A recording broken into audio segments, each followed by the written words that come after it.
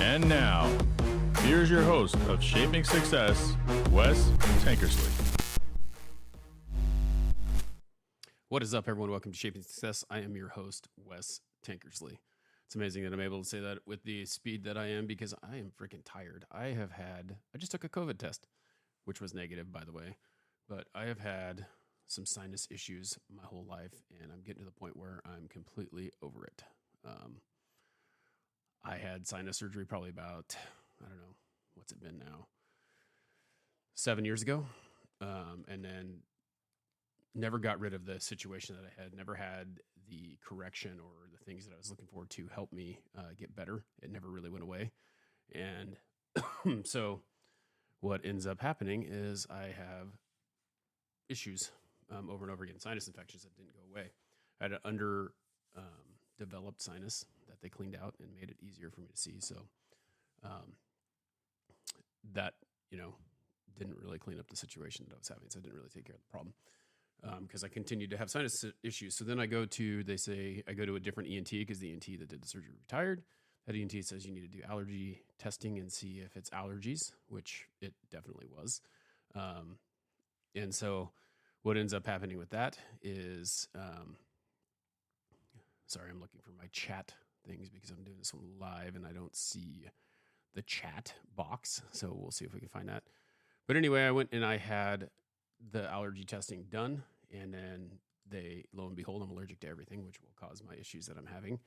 And then it ends up being something that, let's get some allergy shots. This is what we're going to do. This is how they treat it. I can't find my chat box. So I'm sorry if you're listening. I appreciate you being here. This will be going live on the podcast. It's live on the YouTube right now, but there's been a lot of settings that have been adjusted lately, and it's been kind of tough to find those. So anyway, I went and I had the sinus testing done. Oh, there we are. CC, Nikki, I see you now. I found the chat box. It's been a while. I'll answer most of the questions that I can after I talk for a little bit. But anyway, the fact of the matter is I had allergy testing, and then we start to do the shots, right? And I get like 3 sinus infections during the shots. So 1, the sinus surgery is not working. 2, the shots are not working. So I go in and I sit down with the allergy doctor, and he goes, I sometimes wonder if this doesn't work for people. We're going to refer you back to another ENT to have them look at it. They do another CT. The ENT is waiting for the CT and the previous one after I had surgery to kind of compare them.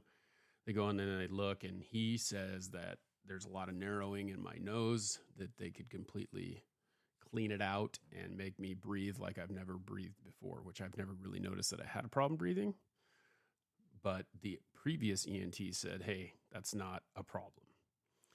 And so I go in and schedule the surgery.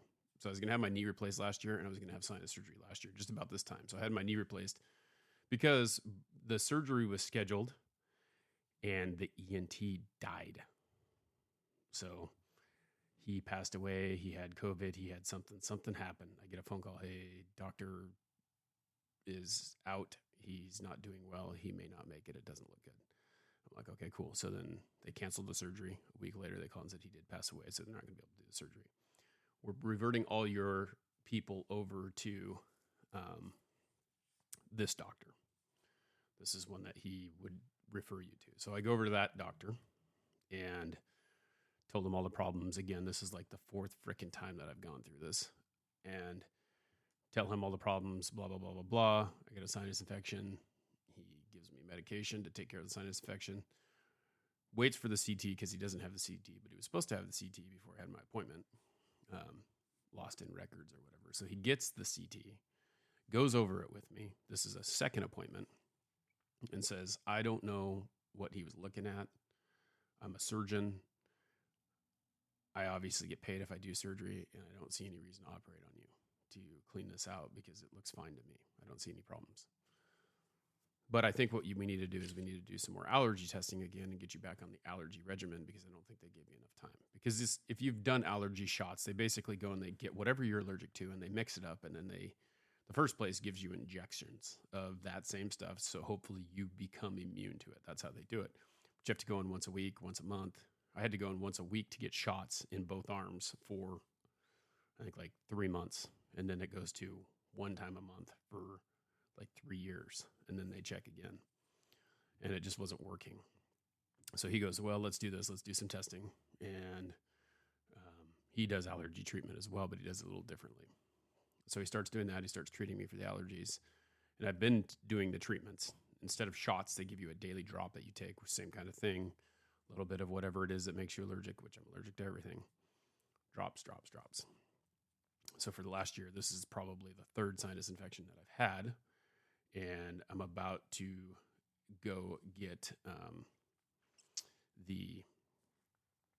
I'm working on, so Nikki's in the chat room here, and she used to work for an ENT, and I'm working right now on getting a different ENT. I'm going to go to a different ENT because I need to get a fourth opinion on what should be done because it's not working. Either they need to put me on something that I take all the time and no problem. But one of the big problems that we have right now in this country is healthcare is nuts. It is freaking nuts. You can't get into I can't get into my regular doctor today. If I was to call him and said, hey, I need to go to my regular doctor. If I was going to go see him, I call him, hey, I need an appointment. And let me, I have a sinus infection. Okay, go to urgent care. So you go to urgent care, okay? So when you have sinus issues over and over again, you find out what antibiotic works well. You find out what you need to be done. So I can basically walk in there and say, I have a sinus infection. Give me Augmentin and give me prednisone so that I can get over it. Well, the primary care doctor, or the urgent care doctor, will only give you 10 days of a dose because that's all they want to give you. And then they expect you to follow up with your regular doctor. Well, you can't get into your regular doctor to follow up with your regular doctor. Well, my regular doctor will tell me to go to an ENT. Well, my ENT is not doing this job. So here we are again. We're in this vicious circle of what the hell should I do? The ENT says, call me whenever you have any issues. So I call him. I ask him for some more prednisone. Nope. Doesn't return my call. Doesn't call me back. Doesn't, talk to the nurse. Nothing. So the last one that I had, I just basically said, screw it, and just dealt with it. So it's definitely a runaround. So that's what happens. That's how healthcare has been. It's gotten much worse since this pandemic that we have supposedly had. And so it's just been kind of tough. So sorry, that's a long way to get around the story of what's going on with me, but I may seem all right now, but I feel not that great.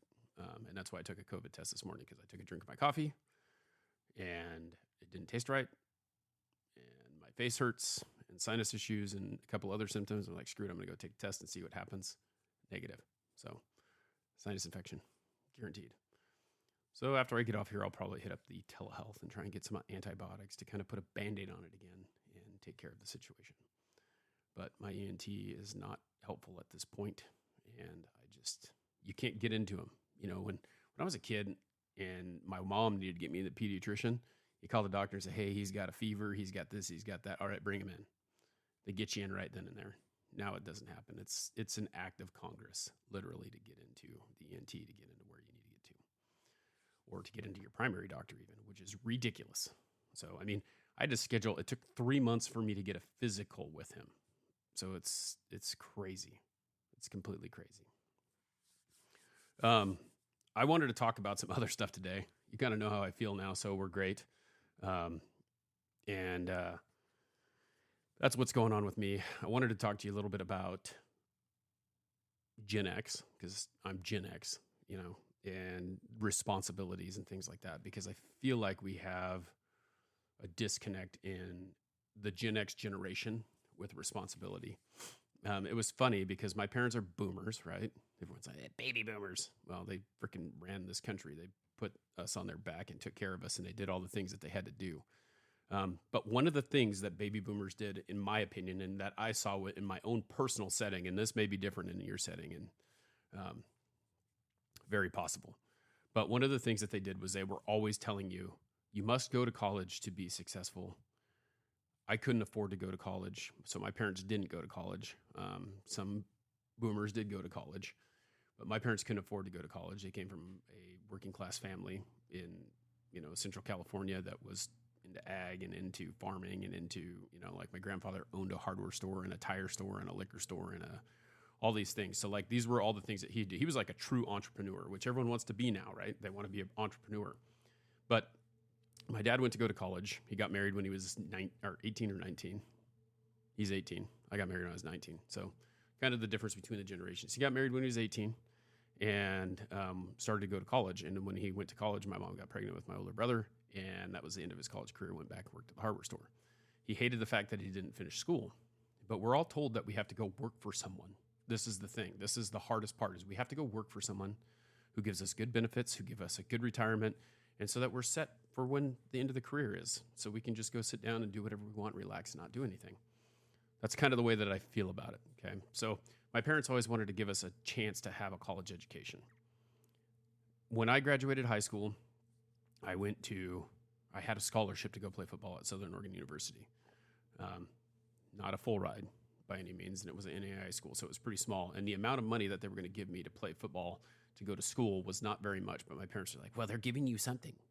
So I didn't have to pay for my student loans or whatever, it is what it is. It was a little bit of money to help me get through college. And I didn't see it that way. I didn't like that school. I didn't really feel like I felt like I was, number one, I thought I was better than what I was as a football player because I should have been playing at like a bigger school. But that's beside the point. So I wasn't going to go there. I decided not to go there. I went down to go visit my grandmother for the summer and worked in my grandfather's hardware store and met my wife, and we decided to get married instead of me going to Southern Oregon to play football. But I realized that I needed help. So in order to get that help, I had to go back to college up here. I had to move back from California and go to University of Idaho. My parents were going to help me go to school. So I did that. And I failed. I failed out. I never really felt like I was I wasn't a good student. And, that was it. But the fact of the matter was the responsibility of that situation never really was important to me because school wasn't that. So I ended up going and working manual labor for 11 years and realized that school is not really that big of a necessity, but also wondering in the back of my mind, should I have gone to college? Should have I pursued, teaching is basically what I was going into. I was going to be a teacher and an athletic trainer, not a fitness trainer, not a personal trainer, an athletic trainer. So like the doctor on the field without the doctor in it, the guy who tapes and wraps athletes and helps them rehab and things like that. So that was the goal, but then I didn't do very well and I was working part-time, and then I ended up working full-time for this company that I was working for. And I hurt my knee after 11 years of working there. My parents told me the whole time, you should have gone to college, you should have gone to college, you should have gone to college. Just like that. That's what it sounded like. And anyway, so I'm like, well, I hurt my knee, and the doctor says, hey, you either do something else, go get a desk job, or keep working here and have your knee replaced, and then have another one and have another one. I'm like 26, 27 years old. And so anyway, I was like, I'm going to go back to college. I'm going to quit this job. I'm going to go back to college. I got a little bit of money for my knee because it was like the choice was do this or do that, and we'll give you a settlement. And so I got a little bit of settlement because I was injured at work, paid for college. I didn't spend the money wisely because I went to college. How about that? Let's say that. So I went to college and got 2 degrees and started teaching. And I got the degrees, and I was never fulfilled in what I was doing. I was doing all the things that my parents told me to do. They said, go to college, do this, do that. These are the things that are going to make you successful. And it wasn't. Those were not the things that were going to make me successful. So that's the hard part. So when I look at my daughter and she says, I'm going to go do this and I'm going to go do that and I'm going to go do this, and I say, my thought process has changed. My parents always said, you got to go to college. You got to go to college. And this is a long way to get to what I'm about to tell you. But the fact of the matter is that is not that important to me. And I'm going to make people mad when I say that, but it isn't. It's like we all were told we had to go to college, and now we're losing all these people who know how to do the other things that you didn't have to go to college for, or they go to college and end up not using their degree because it's not necessary for what they want to do. What's fulfilling, what makes them happy, what makes them successful in their mind. And that's really the important part is You have to be willing to do whatever it is to make yourself happy. But with that, we get this generation that's coming up now. And I see this in my older brother, and he doesn't listen to this podcast, so it's not going to really matter. Or maybe he'll yell at me. Maybe he does listen to it, and I don't know. But like, now I've got this degree, and I want to give my kids everything that I did not have. Okay, so this is where the responsibility portion comes in. I want to give them everything that I did not have. So I think of myself, and I buy things for myself that I never could have had when I was a kid because my parents couldn't afford them. So I got a bunch of Jordans over there in the closet because my parents couldn't get them, and I had to wear just the regular Nikes like most people. But there was a few people whose parents made a lot of money, and they had the newest pair of Jordans, and they had this and they had that, and you're always envious of those people because they had stuff that you didn't have. Did you need it? No, not necessarily. But as a young kid, those were the thoughts that went through your head, right? You're thinking about like all these things that this is what will make me happy, right? And I do like shoes, and I think they're cool. And I just, when I was a teacher, I was able to wear a different pair of shoes every day to school, and everyone thought that I was cool. And they always thought that the shoes that I had on were like, oh, look at those Jordans, or look at this and look at that. And that was kind of the gist of that deal, though, right? But we also have, we also have all that situation. So we're giving those responsibilities. So now if my parents, so this is where the responsibility thing comes in, because I watched my daughter do this. The first time that something lasts you a very long time, like I'm talking about those shoes, right? I can remember the first pair of shoes I ever bought with my own money. And I remember how long those shoes lasted me. And I'm surprised I still don't have them, because this is what happens when you as a parent buy something for a kid and you don't let them earn it, or they don't have any responsibility for it. They don't really respect it. And I watched that with my daughter. I watch it with her with headphones. Okay. So this is a really simple thing, but I have probably bought my daughter 7 or 8 sets of headphones in the 9 years that she has been in my house. Okay. Been alive, been here. Headphones. So she gets a set of headphones for her iPad, and I give them to her. She's a little kid, she's 2 or 3. She's watching TV on her iPad or whatever. She doesn't take real good care of her headphones. She breaks them, she bends them. Okay. Get a second pair to replace the first pair. 3 months later, broken again. And this is just a repeating habit. Over and over again, she breaks them because she doesn't respect them, because she didn't pay for them, because she didn't have to use her own money for it. And we continue to get her whatever she wants, and it drives me nuts because I don't think so. I mean, she's got so many damn toys here that I never had. Like we had like 5 or 6 toys in the toy box that we used all the time. We went outside, we played, we went and did all these things that we don't expect our kids to do anymore, because all she wants to talk about is getting a damn phone. That's it. That's all she wants to talk about. But I think we need to get back to that. I think we need to get back to making kids responsible for their things, and maybe most people do that. But I'm guilty of it. My family is guilty of it. It's like, we want to give you everything that we never could have, but we're doing them a disservice. And so that's the hard part. And then we generate things where people think that they deserve things. People who are toxic because they believe that they deserve it instead of they should earn it. And I see that a lot in my daily life, where there are people who just are given things over and over again and don't have to earn it. So then if they don't have to earn it, then they don't have respect for it. And so that's kind of the things that I'm working through in my mind, is like, it's super hard for me because there's all these things that go this way, and it's confusing to me how it can go that way. Why would you give someone something when all they do is show you over and over again that they don't have responsibility nor the respect for you? And I think you can use that in life. I think that you can see that. You hang out, you build relationships with people who respect you and who are willing to do the things that you are doing and reciprocate without any expectation. The problem is there's people who expect that all the time.